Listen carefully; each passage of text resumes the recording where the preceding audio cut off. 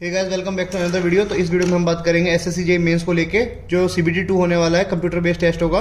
और इस वीडियो में हम बात करेंगे कंप्लीट प्रिपरेशन स्ट्रेटेजी के बारे में, कैसा आपका एग्जाम का पैटर्न होगा, क्या आपकी लेवल ऑफ डिफिकल्टीज होगी और क्या क्या आपको बुक्स फॉलो करना है, किस रिसोर्सेज पे आपको मतलब ध्यान देना है। तो इस वीडियो में हम बेसिकली बात करने वाले हैं कि एग्जाम का पैटर्न क्या होगा। तो सबसे पहले देखते हैं क्या क्या पैटर्न आने वाला है। तो ये एक MCQ पेपर होने वाला है जिसमें आपको 4 ऑप्शंस मिलेंगे और नेगेटिव मार्किंग यहाँ पे 1/3 है, पहले 1/4 होती थी प्री में। तो इसमें आपको बेसिकली 100 क्वेश्चंस मिलने वाले हैं और 2 घंटे आपको मिलेंगे और पर क्वेश्चन का वेटेज होगा 3 मार्क्स का। मतलब अगर आप एक क्वेश्चन गलत करते हैं तो आप अपने 4 मार्क्स खो देंगे, क्योंकि 1/3 नेगेटिव मार्किंग है। आपको जहां सही पे 3 मार्क्स मिलने वाले थे, आप एडिशनल 1 मार्क्स डिडक्ट करवा लेंगे। मतलब कि अगर आप एक क्वेश्चन अगर आपको आता हुआ है और आप हल्का सा गलत भी कर दे तो आपको 4 नंबर खोने पड़ जाएंगे। और इसमें कैलकुलेटर अलाउ है, लेकिन जो कैलकुलेटर होगा वो नॉन प्रोग्रामेबल होना चाहिए। और इसका जो सिलेबस है वो सेम होगा प्री का। तो जो प्री में जो सिलेबस था वही सिलेबस इसमें आपको पढ़ना है मेंस में भी। और जैसे कि पहले क्या होता था कि डिस्क्रिप्टिव पेपर होता था तो आपको एडिशनल मेहनत करनी होती थी, इसमें ऐसा कुछ नहीं है। बीटेक और डिप्लोमा कर लिया, नजर नहीं आ स्टेबल करियर, घबरा मत। इंजीनियर्स वाला लेके आपके लिए SSC JE UPSC batch, SO का बैच भी, CSPGCL AE जेईई के बैच।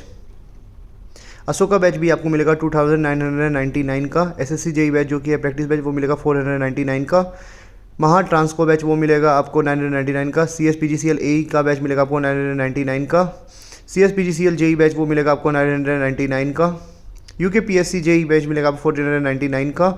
और ये सब उनके लिए है जो भी तैयारी कर रहे हैं, SSC JE, RRB JE, DDA JE, NHPC JE, JSSC JE, UP RVNL JE या फिर और स्टेट के AJEE exam based on new exam pattern and syllabus. Lecture will be delivered in English language. इसमें आपको मिलेगा क्लास नोट, DPP के solutions, chapter wise short notes will also provided, weekly test, subject wise test and mock test will also be provided by India's best faculty on PWF। Extra doubt class आपको मिलेंगे जिसमें आप अपने queries को पूछ सकते हैं और एक डाउट इंजन भी रहेगा जहाँ पे आप अपनी क्वेरीज और डाउट्स को सॉल्व कर सकते हैं। और अगर आप मेरा कोड RIS 250 यूज़ करते हैं तो आपको इंस्टेंट 250 रुपीज़ का डिस्काउंट भी मिलेगा। तो बात कर लेते हैं लेवल ऑफ डिफिकल्टीज की। तो कई लोग बोलते हैं कि ESC लेवल का पेपर आने वाला है, लेकिन जो ESC का पेपर होता है उसमें जो डेप्थ ऑफ नॉलेज है वो काफ़ी ज़्यादा होती है उनकी, इसलिए ESC लेवल का पेपर तो नहीं आएगा, लेकिन उससे मिलता जुलता आएगा और लेवल थोड़ा कम होगा।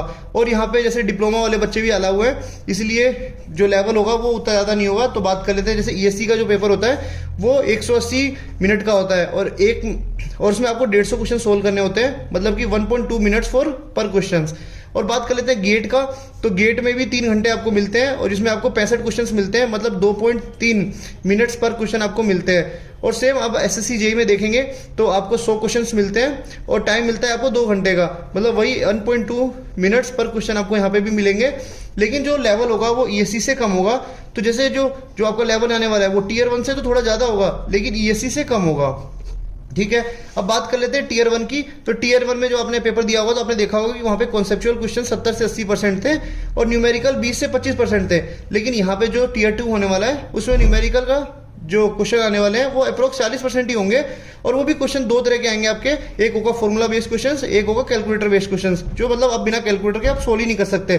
दूसरा आपको मिलेगा वहाँ पे स्टेटमेंट बेस्ड क्वेश्चंस। उसमें आपका वो चेक करेंगे कि आपको कितनी कॉन्सेप्चुअल नॉलेज है आपके पास और कितनी आपने थ्योरेटिकल नॉलेज है। बेसिकली वो आपको चेक करना चाहते हैं कि आपने कितनी बुक रीडिंग करी है और आप उन चीज़ों को कितना एप्लीकेशन मतलब कर पाते हैं क्वेश्चनों में। ठीक है, उसके बाद हम बात करते हैं कि आपको क्या करना है, कि आपको लिमिटेड सोर्स पे काम करना है। जैसे आपने देखा होगा कि कई बच्चे क्या करते हैं कि ये चीज़ भी पढ़ लेते हैं, वो चीज़ भी पढ़ लेते हैं। तो हमारा जो रिसोर्सेज होना है वो लिमिटेड रखना है हमको। उसके बाद हमें कुछ स्टैंडर्ड बुक्स पढ़नी है, जैसे कि अगर आपके पास स्टैंडर्ड बुक्स हैं तो आप उनको फॉलो कर सकते हैं, नहीं है तो फिर आगे मैं बताऊंगा उन चीज़ों को आपको करना ही करना है। और जो स्टैंडर्ड बुक्स के जो पीछे MCQs होते हैं वो आपको करने हैं, क्योंकि है ना डायरेक्ट पहले क्या होता था कि बच्चे प्री में क्या करते थे कि डायरेक्ट क्वेश्चन रट के जाते थे और डायरेक्ट वो क्वेश्चन को कर देते थे। लेकिन अब आपने देखा होगा कि रिपीटेड क्वेश्चन नहीं आते हैं, तो आपको क्या करना है, स्टैंडर्ड बुक्स को फॉलो करना है। उसके पीछे जो MCQs होते हैं उनकी प्रैक्टिस करनी है। और MCQs जो आएंगे वो कम से कम अप्रोक्स 20% से 25% तक आपको MCQs देखने को मिल जाएंगे। उसके बाद आपको मिलेगा मैच द फॉलोइंग और असर रीजन। ठीक है, इनके 2-2, 4-4 क्वेश्चन आपको मिलेंगे। तो बेसिकली हमने जैसे बात करी अभी, तो देखो न्यूमेरिकल आपको 40% मिलेंगे। उसके बाद आपको जो MCQs हैं वो 25% मिलेंगे। तो अप्रोक्स हम बात कर ले तो 70% है, उस पर आपको मेहनत करनी है।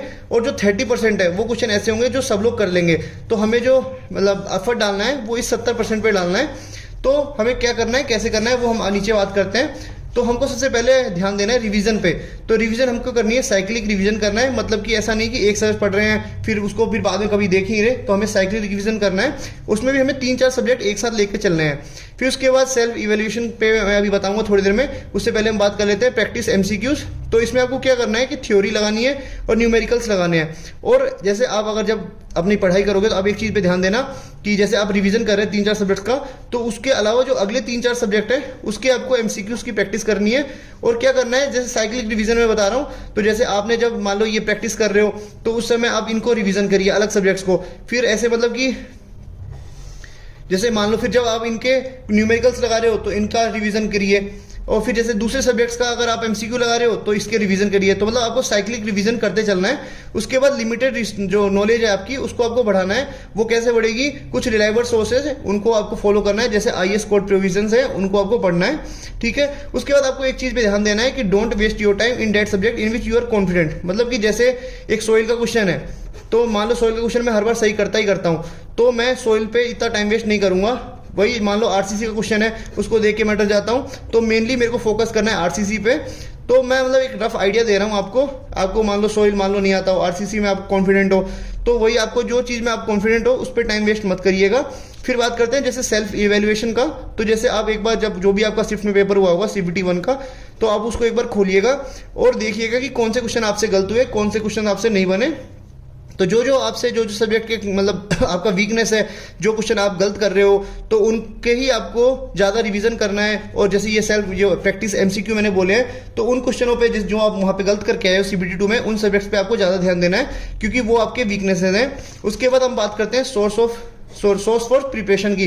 तो आपको कैसे क्या प्रिपरेशन करना है, क्या सोर्सेस को आपको फॉलो करना है। तो सबसे पहले आपको जो मैंने बताया एमसीक्यूज की प्रैक्टिसेस करनी है। वो कहाँ से करनी है, वो आपको करनी है स्टैंडर्ड बुक से। और स्टैंडर्ड बुक्स अगर आपके पास नहीं है तो आपको क्या करना है कि ESC का जो क्वेश्चंस है उसकी प्रैक्टिस करनी है। और हाँ, सिलेबस देख लेना कि आपके जो SSC JEE में जो सिलेबस में जो टॉपिक्स हैं उन्हीं को करना, क्योंकि ESC में काफ़ी वास्ट सिलेबस है। तो उन्हीं क्वेश्चनों को करना है जो कि SSC में आ सकते हैं, क्योंकि ESC में हाई लेवल के जो क्वेश्चंस आते हैं वो भी आते हैं। तो जो SSC लेवल के क्वेश्चंस हैं केवल आपको उन्हीं को सोल्व करने हैं। उसके बाद गेट के PYQs आपको लगाने हैं, और केवल वही PYQs लगाए हैं जो 1-1 मार्क्स के हों, क्योंकि गेट में आपने देखे होंगे न्यूमेरिकल काफ़ी अच्छे लेवल के आते हैं और वहाँ पे आपको टाइम भी ज़्यादा मिलता है, 2.3 मिनट पर क्वेश्चन मिलते हैं। मतलब कि वहाँ का जो क्वेश्चन है वो थोड़ा माइंड एप्लीकेशन वाले क्वेश्चन होते हैं, इसलिए जो 1 मार्क्स के क्वेश्चन है केवल आपको वही करने हैं। उसके बाद आपको करना है टेस्ट सीरीज देनी है। टेस्ट सीरीज भी ऐसी नहीं कि किसी की भी टेस्ट सीरीज ले लो, जो बिल्कुल जो रेलिवेंट टेस्ट सीरीज होगी केवल आपको उन्हीं को फॉलो करना है। उसके बाद आपको क्या करना है कि वर्क ऑन योर वीकनेसेस। वो मैंने आपको बता ही दिया कि जैसे CBT 1 हुआ था, उसमें आपको एनालाइज करना है कि आपको जो टॉपिक आपके वीकनेस थे, जैसे सोइल का क्वेश्चन है, आप लगभग सारे क्वेश्चन सोइल के सही करके आए हो, लेकिन RCC के आपके सारे क्वेश्चन गलत हुए होंगे, तो आपको अपने वीकनेसेस पे काम करना है। उसके बाद जैसे मैंने आपको बताया था रिलायबल सोर्सेज के बारे में, तो वहाँ पे मैंने आपको बताया था कि IAS कोड प्रोविजन आपको देख के जाने हैं, क्योंकि वो आपका जो नॉलेज है उसको बूस्ट करेगा। क्योंकि कुछ जैसे हम पहले PYQs रटते थे, तो वहाँ पे जैसे IAS के जो IAS कोड के जैसे 456 का कोई क्वेश्चन आ गया, वो आपने रटा होगा, लेकिन आपको क्या करना है कि IAS 456, IAS 800, IAS 116424, फिर IAS कोड 1343, फिर है ना 1500, फिर IAS 383, फिर IAS 2386, IAS 1516, फिर IAS कोड 10262। इनको आपको मतलब बेसिक नॉलेज लेके जाना है। यहाँ पे मैंने लिख भी दिया है, basic knowledge about this course should increase your additional knowledge, और इससे आपके मार्क्स बढ़ेंगे ही बढ़ेंगे। इसके बाद बात करते हैं क्या चीज़ आपको करनी है, क्या चीज़ आपको नहीं करनी है। तो पहला, continue preparation, don't waste for result. मतलब कई लोग कह रहे हैं कि मेरा प्री निकलेगा नहीं निकलेगा, तो आपको टाइम का मतलब वेस्ट नहीं करना है टाइम को, आपको अपनी प्रिपरेशन स्टार्ट रखनी है। उसके बाद आपको अपनी एक्यूरेसी पे काम करना है, वर्क ऑन योर एक्यूरेसी। उसके बाद फोकस ऑन लिमिटेड रिसोर्सेज, मैंने आपको बता ही दिया, ज़्यादा चीज़ के पीछे नहीं भागना है। आपको ESC के क्वेश्चंस लगाने हैं, वो जो SSC में आ सकते हैं। उसके बाद आपको गेट के 1 मार्क्स के क्वेश्चन लगाने हैं। उसके बाद अगर आपके पास स्टैंडर्ड बुक्स हैं तो उसके पीछे के आपको MCQs लगाने हैं। उसके बाद टेस्ट सीरीज उसी की फॉलो करनी है जो मतलब कि रेलिवेंट डाटा डालता हो, रेलिवेंट चीज़ें डालता हो। ऐसी चीज़ें आपको नहीं लगानी है जो बार बार रिपीटिव आती हो, जैसे PYQs डाल रखे हो, ऐसी चीज़ आपको नहीं लगानी है। फिर उसके बाद बात करते हैं फोकस ऑन कॉन्सेप्ट। आपको मतलब अपने कॉन्सेप्ट अच्छे करने होंगे। वो कैसे होंगे, वो आपके अच्छे होंगे ESC के क्वेश्चन से। तो ESC के आपको जो MCQs हैं वो आपको सोल्व करने हैं, ठीक है, मतलब मेनली माइंड एप्लीकेशंस वाले क्वेश्चंस आपको मतलब सोल्व करने हैं। उसके बाद प्रैक्टिस ऑन न्यूमेरिकल्स, तो न्यूमेरिकल्स हमको ज़्यादा से ज़्यादा लगाने हैं क्योंकि न्यूमेरिकल का वेटेज इस बार 40 to 45% अप्रोक्स आने वाला है, तो वो आपको प्रैक्टिस करके जाना है। उसके बाद सबसे मेन इंपॉर्टेंट, स्टे मोटिवेटेड, मतलब कि आपके माइंड में नेगेटिव थॉट नहीं आना चाहिए कि मेरा सिलेक्शन नहीं होगा। आपको मतलब ये लेके चलना है कि सिलेक्शन तो होगा ही। तो इस वीडियो में इतना ही। अगर आपको कोई भी डाउट हो तो कमेंट सेक्शन में बताइएगा, और मैं मतलब अपने टेलीग्राम चैनल पे PDF डाल दूंगा, मतलब जो भी मेरे को इंपॉर्टेंट लगेगा, तो आप टेलीग्राम को ज्वाइन कर लीजिएगा। और इस वीडियो में इतना ही। Thank you, good bye.